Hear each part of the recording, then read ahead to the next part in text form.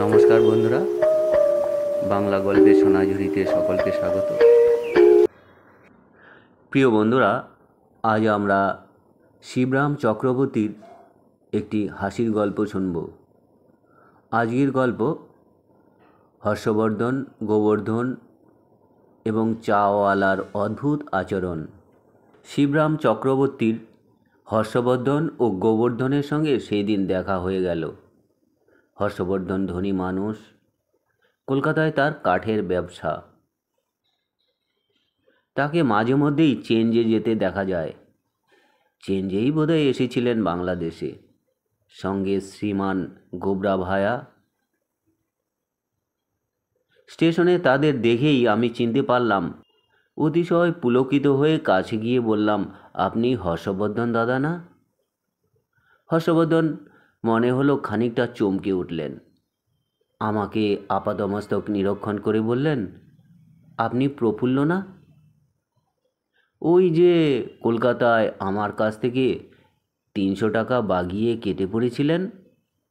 এহনো কথা শুনে আমার অন্তরাত্মা লাফিয়ে উঠল।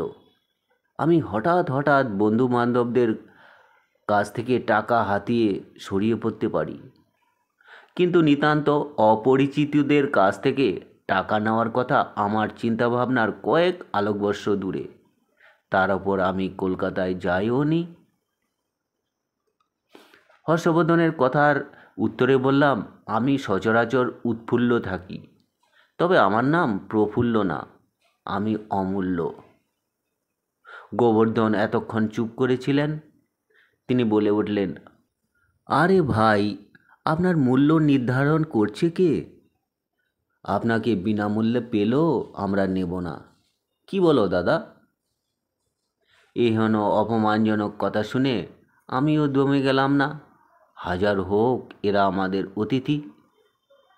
গোবরার মুখ পানে চেয়ে প্রশ্ন করলাম, আপনারা কি শিবরাম নামে কাউকে চেনেন? হর্ষবর্ধন পুলকিত হয়ে বললেন, তিনি তো আমাদের বন্ধু ছিলেন। আমাদের কথা তিনি তো প্রথম প্রকাশ করেন। লোকটা বড় ভালো ছিল। আহা আহা, তবে তার কাছে এখনও আমি 500 টাকা পাই। ওই যে তিনি ধার নিয়েছিলেন একবার, তারপর গোবরার কাছ থেকে ধার করে এনে শনিবারে আমাকে দিয়েছিলেন। তারপর আমার কাছ থেকে ধার করে নিয়ে পরের শনিবার গোবরাকে দিয়েছিলেন। এখনও রোজ শনিবার গোবরা আমাকে 500 টাকা ধার দেয়। পরের শনিবার আমি গোবরাকে দিই। লোকটার বুদ্ধি ছিল বটে। আমি কিছুটা আশ্বস্ত হয়ে বললাম, আমি ওনার লেখার একজন ভক্ত। এখানে তো তিনি আপনাদের সঙ্গে নেই, তাই আপনাদের কথাগুলো আমাকেই লিখতে হবে। হর্ষবর্ধন দারুণ খুশি হলেন বলে মনে হলো। আমাকে বললেন, তাহলে চলো যাওয়া যাক। আমরা যাচ্ছিলাম স্টেশনের পাশ দিয়ে হেঁটে হেঁটে। যেতে যেতে হঠাৎ উদাস গলায় গোবরা ভায়া বলে উঠলেন, আচ্ছা অমূল্য, তোমাদের এখানে এখন আমের মূল্য কেমন? আমি একটু হকচকিয়ে গেলাম। এটা তো আমের সিজন নয়। বুদ্ধি করে শিবরাম বাবুর মতো করে বললাম, আমের আশা বাদ দিন গোবরা ভাই, দেশে আমাশার খুব প্রকোপ। শেষে আম খেয়ে আপনি হতাশায় ভুগবেন। হর্ষবর্ধন হাসি হাসি মুখ করে বললেন, তুমি তো খুব শিবরাম বাবুর মতো কথা শিখেছ হে, চালিয়ে যাও। আচ্ছা, তোমাদের দেশে নাকি কী সব সমস্যা হচ্ছে?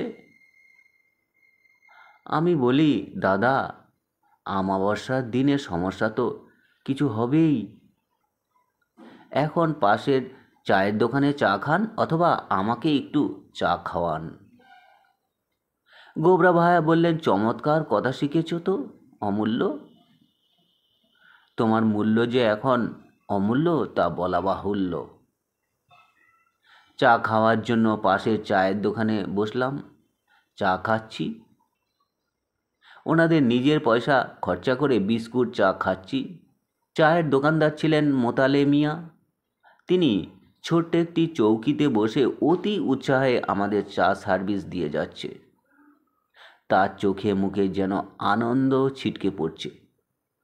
খানিকটা ঝরে পড়ছে বললেও অত্যুক্তি হবে না। মনে মনে সন্দেহ হলো, ও হর্ষবর্ধনদের চেনে নাকি? চেনার কথাও না, চীন দেশে থাকলেও নয়। কিন্তু চাওয়ালার মুখের ভাবভঙ্গি দেখে মনে হচ্ছে এক্ষুনি সে প্রচুর শক্তিতে ও ভক্তিতে পায়ে পড়ে যাবে। সে তাকিয়ে আছে আমার দিকে, আমিও হতাশ ভঙ্গিতে তার দিকে তাকিয়ে আছি। হঠাৎ লক্ষ্য করলাম লোকটা আমার দিকে তাকাচ্ছে।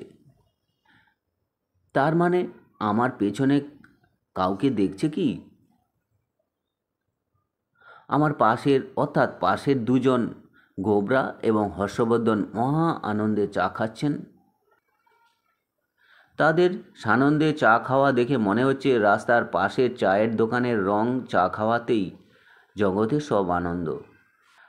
আমি কৌতূহলবশত একটু পেছনে তাকাতেই দেখি এক হলুদ পাঞ্জাবি পরা একটা লোক আসছে। লোকটা কাছে এসে পড়েছিল, আর আসতেই চাওয়ালা আমাদের ফেলে হুমড়ি খেয়ে লোকটার গায়ে গিয়ে পড়ল এবং গদগদ কণ্ঠে বলল, আরে হিমু ভাই, আপনি কেমন আছেন? হর্ষবর্ধন গোবর্ধন তখনও চা খেয়ে যাচ্ছেন।